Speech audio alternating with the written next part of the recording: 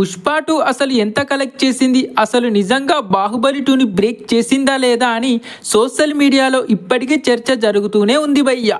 మరి నిజంగానే పుష్ప 2 బాహుబలి 2ని బ్రేక్ చేసిందా లేదా అనేది మీకు ఈ వీడియోలో క్లియర్గా ఎక్స్ప్లెయిన్ చేస్తాను.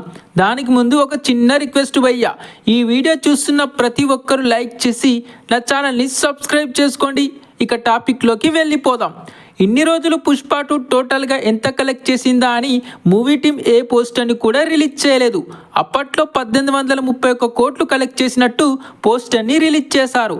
కానీ ఐటీ రైట్ జరగడం వల్ల అసలు పుష్ప 2 బాహుబలి 2ని బ్రేక్ చేయలేదని, అంతా ఫేక్ కలెక్షన్స్ వేసుకున్నారని కొందరు హేటర్స్ సోషల్ మీడియాలో తెగ ట్రోల్ చేస్తూ వచ్చారు.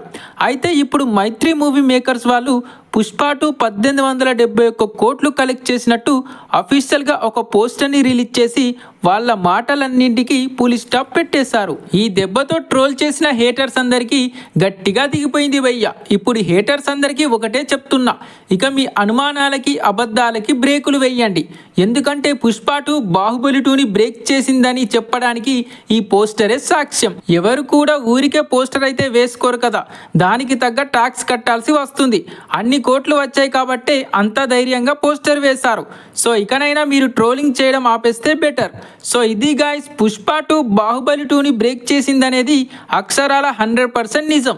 మరి దీని మీద మీ ఒపీనియన్ ఏంటో కింద కామెంట్లో చెప్పండి భయ్యా.